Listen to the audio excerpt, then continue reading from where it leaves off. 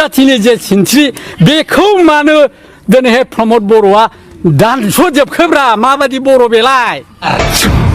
ज' खालामनायखौ जेला नुबाय प्रमद बर'मोनहा सिब जानायनि खर'आ बेरगावबाय बिटिआरनि एकर्डखौथ' जों फोथाया बेखौ जोंनि बर' फिसायानो जों बर' जाथिनि थांनानै थानांगौखौ फाननानै जाजोबखाबाय बेनिखायनो जोंहा मोदैल' गयो दा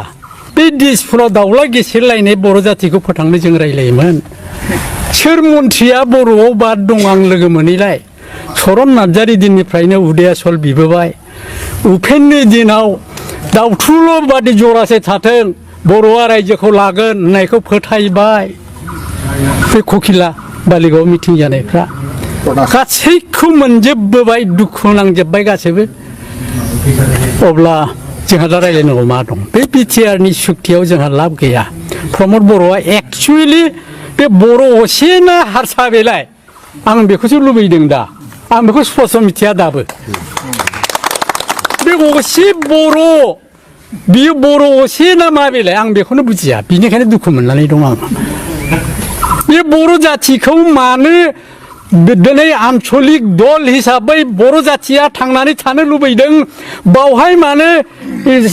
गुथै आन्चलिक दलखौ बुफायनानै दिनै हालदै फुननाय दोलोआव लांजोबनानै जोंखौ मा खालामनो नागिरदों जोंनि बर'नि धोरोम जोंनि बर'नि मावनानै जानाय जोंनि दानाय लुनायखौ नस्थ' खालामनो बे बर' असे नामा फिसाफोर नोंसोर उत्तर हो आंनो बे बर' नामा बे बर' नङा मानसि मोजां बर'मोनब्ला बियो बोसोरबासो मानो रेहाय लादिया बेलाय बे आबसुनि प्रेसिडेन्टआव थानांगौमोन बियो बे मोजां मानसिमोनबा मानो थादिया बेलाय मानो थादिया बियो ओंखारग्रोमोनानो सोरखौबा प्रेसिडेन्ट इउपिएलनिखौ होखारबायनानै गावनो प्रेसिडेन्ट लाबावबाय मानसि लुबैसोला बर' बेलाय बे बर'आ सोनाबहा बर'नि गेजेराव बोरै थांनानै थाखोलै नोंसोर बे क'क्राझारनि बे कामरुपनि बर'फोरनि गेजेराव बोरै थांनानै थाखो नोंसोर बर' असे नंगौना नङा सोनाबनि बर'फ्रा असे सोनाबनि बर'फ्रा असे बर' नङा आंनि बुजिनायाव जोङो फोथायोमोन नों प्रमिला फैनानै दाव दाव आलासि सोंनो जोङो आमायलायदों नों सानसुमायानो नों उपेनानो आलासि सोङै सोङै जोङो मेंख्रुबलायदों नों दिनै एनडिएफ बे गायनो फैबाय न'आवनो बाहाबै थानानै फिसा फिसौ जोंहा थैजोबलांबाय गासैबो बे रायजोखौ लुखांनायावबो 416 भटारमोन थैनानै थांबाय सभाराम गयारिया आंखौ बुंदों बियो ओइ मुखा थानेस्वर जों बर'आ बोरै थांबावनो मा बुंनाय जाखो सार आंथ' साख्रि लायोमोन अरुणाचलाव जोङो बे हादानाव खारलाबायनाय रेलसारियाव खारबाय बायनायखौ जोङो हमै लाबोनानै जोङो गहपुराव सोदिनि रिजार्भआव दिनै बे रिजार्भ जाबाय दिनै बेयाव बर' गामि जाबाय दिनै बे रिजार्भआबो मा रिजार्भ बेखौ दानि बर'आ बुजिया दे बाबाफोर बे हानि मुल नांग्राया आंनो आरो हनै आंजों लोगोआव बे सासे उनाव दंफायो बाखिया थैलांजोब्बाय गासैबो आंल'नोसै बेनिखायनो दुखु दं सावजाबाय जों थैलांबाय जों जिउ गारनांबाय जों हाजो मानबाय होननानै गेग' आफा आंनि बन्धुमोन नोंसोर दिनै आंखौ फोथायनाय नङा बे फिसाफ्राबो फोथायनाय नङा बिसोर उन्दै जोब गासैबो हाजो मानबाय गयारिनि लिंखिया अन्थाइयाव ओरै बारल'लांबाय थादों मनाफ्रा बेबादि जानानै हाजो खंखराव हरसे दावदाब सुनानै थाहैनानै औवा बन अखानायै गेग' आफाजों रायलायनानै इन्दिरा गान्धीखौ मेसेज हरनो लाबोदों आं थानेस्वरा लाबोदों बे इन्दिरा गान्धीजों खेमाव ओरै खोन्था आङो इन्दिरा गान्धीखौ बुंदों आं थानेस्वरा थैयाखै दाबो बे बर'खौ लुखांनायाव आं बै फंबायनावबो सोंनो हागोन शिलंआव लांफायो आं बिमला प्रसादखौ सानसे लोगो मोनबोनाय मानसि आंनि बैसोआ 82 दा आगस्ट हाबबाय बिनिखायनो आंहा दुखु दंजोबो नोङो जेल जादोंमोन हाग्रामायाबो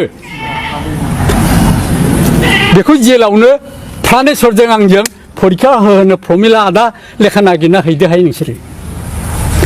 हैनाय मानसि आं नों सानसुमाजोंनो दाउला गेसेरजासे बर' जातिखौ बोरै लुखांनो रायलायग्रा मानसि आं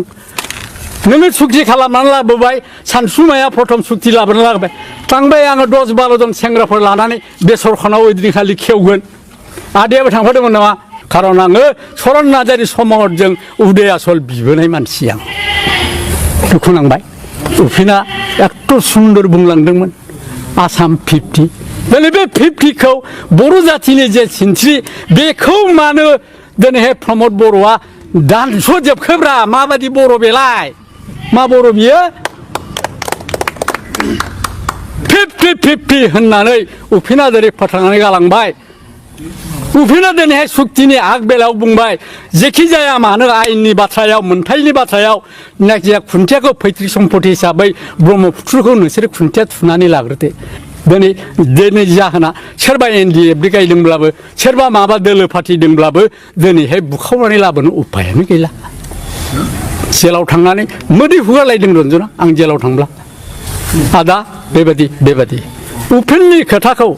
खुन्थियाखौ पैतृक सम्पति हिसाबै ब्रह्मपुत्रखौ थुग्रोनो थोनलांदोंमोन बेखौ रावबो खोनासङाखिसै जार फलनि आंनि थाखायबो असम्भब दाखालिबो थांनानै जेला बे गबोबाय जामिनाव फैबाय प्राइम मिनिस्टार फैखांनायनि सिगां बुंहैबाय रायजोआ मारै जाखो रायजोखौथ' आं बर'फोरनो जेबो होनो हायाखिसै आदा खुलुमबाय हनै आंनि साखि आं लांफादों खुलुमबाय आं जेबो बर'नो होनो हायाखिसै बिनिखायनो माला दोंसेबा आं दाबो गानाहै आदा होननानै बुंबाय एभ्रिथिंखौ जों दिल्लीयाव मा जादों जेट टु जेट बोफ्लेनानै होजोब्बाय 2 घन्टासो हरनि दसासिम रायलायदों न'आवनो थांनानै 7 तारिखआव प्राइम मिनिस्टार फैगोन बिनि सिगां अब्ला मोनब्रै दोलो जाबाय नोंनि हेडआव आगै नोङो मा खालामगोन बेखौ ज' खालामनो हायाबाथ' नोंहा निस्थार गैला नोंहाथ' दावहा नांफिननोथ' सिलाया गथायजोब्बाय नोंथ' दा मटर सालायनायावबो थाखा बिनो हालिया होमबा नों माजों मा खालामबावनो नोंलाय नों मानो सुक्ति खालामखो आंखौ रायलायनोनो सुबिदाखौनो दिल्लीयाव होखाहैया दा बिनिखाय आं माला दोंसेबो दाबो गानाहै अब्ला खालामदो आगै नोंनि दोलोखौ मोनसे ज' खालामनो हागोन ना हाया आदा आं हागोन दिनै आङो गबिनजों रायलायजेनदों आदा ओइदिनखालि गबिनजों रायलायजेनदोंमोन अब्ला नोङो बे साब्रैखौ ज' खालामदो बिनिफ्रायनो थाखाबो गैला सिलायबो गैला नालाय बे दैदेनगासिनो दं जखन हाग्रामाया नों बेजोंनो बिदा फंबाय बायदि रायलायनानै स्टारिं कमिटि नोङो दाज्लायाखै जेन हाग्रामाखौ बुंनानै जोंनि बर'नि मोन्थायफोरखौ उनाव लाबोनायनि लामाखौ खेवफिननो हायो अनेक गोलाव साजेसन होनायखौ खिन्थु आं बेखौ नंखाय बुङा रन्जना बे बाथ्राखौ नाजावजोबदों आरो बे ज'बो खालामनो हादों ज' खालामनायखौ जेला नुबाय प्रमद बर'मोनहा सिब जानायनि खर'आ बेरगावबाय सालाफ्रा गिनानै खर'आनो बेरगावजोब्बाय बिसिना बिनिखाय सोहरबाय बिसोर जेलाव बे मोजां बर'बा हारसा जाथिजों मानो बमब्राय जानांगौ बिनि हिनजावानो मानो दाबो दख'ना गानाब्रा मानो सारि गानो बर' जाथियाव फैबायब्ला फिसाइया बर' जाबायब्ला बिनि हिनजावा बर' दख'ना मानो गाना मा बर' बियो सोनाबनि बर'फ्रा बेखौलाय मारै नायनानै थानो हाखालाय नोंसोरलाय क'क्राझारनि बर'फोर कौटि कौटि थाखानि माहाजोन जाबाय गासैबो दिल्लीनि गासैबो MP ME गासैबो जाजोब्बाय मन्त्रि जाबाय सरकारा सालायबाय